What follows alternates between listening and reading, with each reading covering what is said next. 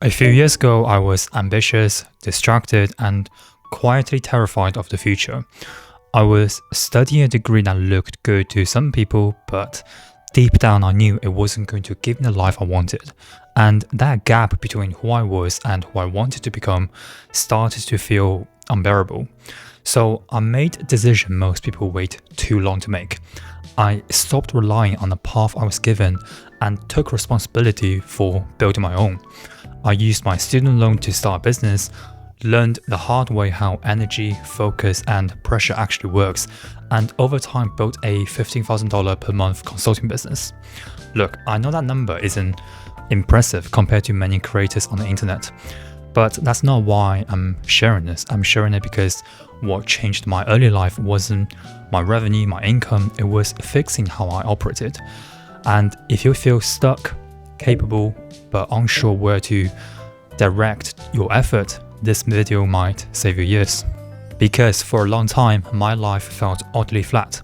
I moved through my days on autopilot, doing what I thought I was supposed to do while carrying this quiet sense of frustration that I wasn't actually going anywhere.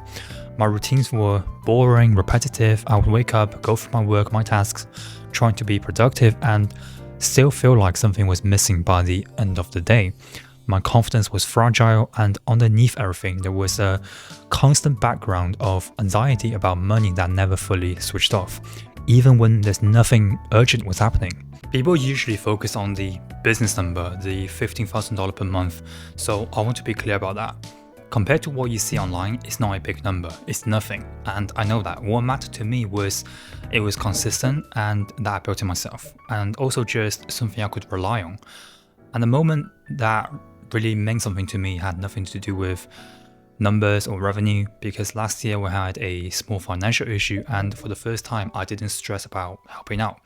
I didn't overthink it, I just did it.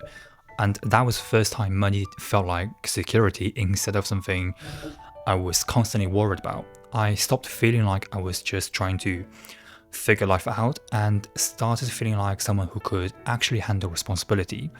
Even now, my lifestyle is pretty simple. I don't live flashy. I haven't bought expensive things just to show them off. The idea of spending lots of money purely for status still makes me uncomfortable because it's not what I care about right now.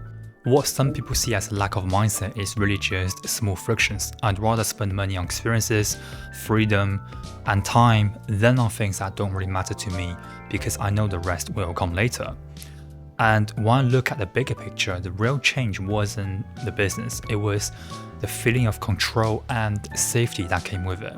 Knowing that I can take care of myself now and one day take care of my family is what actually matters for me. The first real crack showed up when I was at university.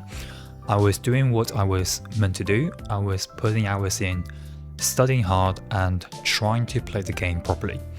But no matter how hard I try, how much effort I put in, the results just weren't there. My grades weren't great, and more importantly, I felt very disconnected from what I was studying. It didn't feel useful to me, and that created this frustration that kept building over time, and that's why I started looking for a way out. Not in a dramatic way, but more like I need to try something different. My first attempt was e-commerce, dropshipping, one of the most popular business models out there. I was selling slippers that looked like this. Nothing exciting, I didn't have a massive plan. I just wanted to see if I could make money outside the system I was living in. I actually made about $1,000, and that may sound like a win as the first business you tried, but the truth is I spent more than that on ads. So financially it was a loss, but mentally it was a huge win because for the first time money didn't feel theoretical. It felt real. I realized money could be created by your own hands plus a brain, not just earned by trading hours. So after that, things got a little messy. A new university term started and I was trying to juggling studying between testing different business ideas. I was jumping from one thing to another, constantly thinking maybe the next idea would be the one. Instead of feeling motivated, I just felt tired of guessing, restarting, tired of not knowing if I was moving forward or just staying busy for nothing. What I didn't realize was that even though those early attempts didn't work, they were teaching me things that mattered. Running ads forced me to understand attention and demand. Talking to suppliers taught me how to negotiate and communicate properly. I learned how pricing works, how people respond to offers, and how quickly money disappears when you don't know what you're doing. Even though I'm not in e-commerce anymore, but those skills never went away. They became the foundation for everything that came after.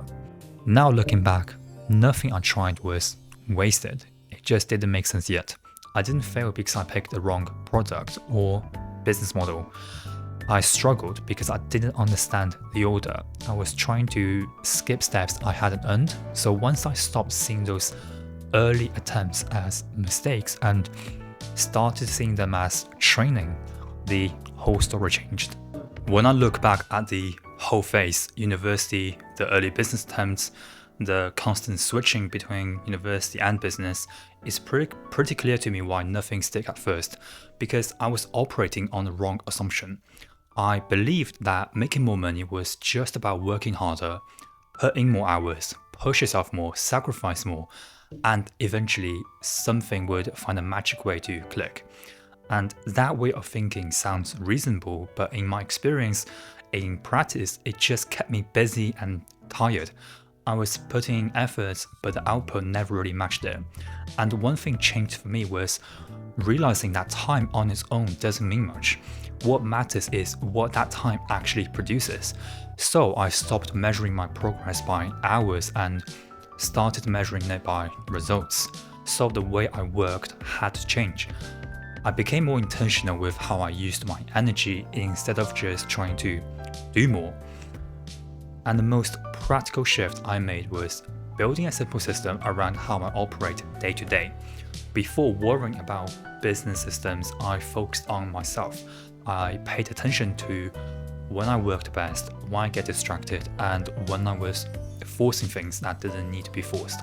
I learned how to manage my attention and my dopamine in a way that made sense for myself, for my life, not based on what I saw online, on YouTube, on TikTok.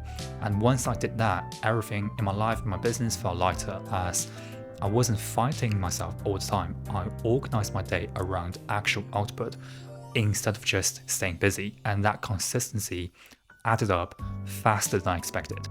One more thing that made a difference was how I thought about time. I stopped assuming I had endless of time to figure things out because I was in my early 20s. I wasn't rushing, but I also wasn't waiting anymore.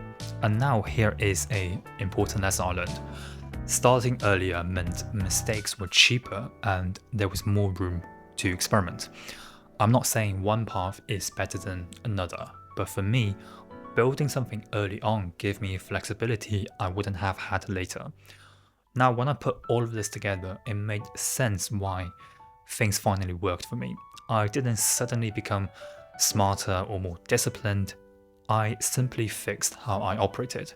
And once that changed, all my results has followed up. Once I understood why things started working for me, I also had to be honest about something else. A lot of what was holding me back was the way I thought things were supposed to work. I picked up beliefs that sounded smart, looked responsible, and were completely slowing me down. One of the biggest ones was waiting until everything felt perfect. I told myself I was being careful and I want to do everything properly, but in reality I was just avoiding discomfort. I didn't want to put something out there until it looked right and made sense in my head. But as soon as I started launching things before they were ready and fixing them based on real feedback, that's when real progress happens. And in worst case scenario, I just simply refund people, so I stayed ethical and learned faster than I ever did by waiting. Another belief I had to let go was thinking that more opinions would lead to better decisions. Early on, I asked way too many people for different advices. My friends, online communities, people who never built what I was trying to build, and all that did was adding noise. Everyone spoke from their own experience, their own fears, their own limits. So what worked better for me was narrowing it down to 1 or 2 people I trusted, then testing things out in the real world. And data gave me answers opinions never could. Once real data came in, opinions stopped mattering too much. I also misunderstood the whole work smart, not hard idea for a very long time. I thought being smart meant avoiding hard work, automating everything, and looking for shortcuts. And that mindset hurt me more than it helped. Because in the early stages of building a business or anything else, everything's manual and needs to be manual for a reason. You need to touch the work, you need to feel the friction. That's how you build judgment. So once I accepted that hard work comes first and smart work comes from reps, everything in business stopped feeling so forced. The last belief I had to confront was the idea that I had plenty of time. I wasn't wasting time intentionally, but I was assuming I could figure things out later. What I didn't realize was that later comes with more pressure or fewer options. Starting earlier didn't mean rushing or you should panic. It just meant learning when the cost of mistakes was still low. And that change alone made me more decisive. So unlearning these ideas didn't make things easy, but it made them clear. And once I stopped following advice that sounded good and started paying attention to what actually worked in practice, my progress became much more predictable. If I zoom out and look at everything honestly, this wasn't a story about finding the perfect business or getting lucky at the right time. It was about fixing how I was operating before expecting results to change. I went from being anxious, distracted, and unsure where my effort should go to having more control over my time, my focus, and my decisions. And the business came after that, not the other way around. Nothing here was complicated. It also wasn't easy. It came down to doing simple things consistently and letting go of beliefs that were slowing me down. Once I stopped waiting, stopped overthinking, and stopped trying to copy other people's path, everything started to move for me. So this video probably isn't for everyone. If you're looking for shortcuts, hype, or constant motivation without responsibility, this probably isn't the channel for you. But if you're ambitious, feel capable, and know you're wasting your potential, then you'll probably see yourself in this story. The main thing I want you to take away is this: stop outsourcing direction. You don't need more information or more options. You just need to find what gives you leverage and actually commit to building around it. And that's what this channel, me, is going to be about. Business thought, lessons I'm learning while building, not years later, some lifestyle content, some behind the scenes, and honest conversation about what actually works when you're trying to build something from scratch. If this helped or gave you a different way of thinking, subscribe so you don't miss what's coming next. And if you want more day-to-day updates, shorter thoughts, or behind the scene of me running my own business, building my own business, you can find me on Instagram. I'm active there and share things I don't always post here. Either way, thanks for watching, and if you're feeling stuck right now, remember this: you don't need to become someone else to move forward. You just need to find your unfair advantage and stop ignoring it.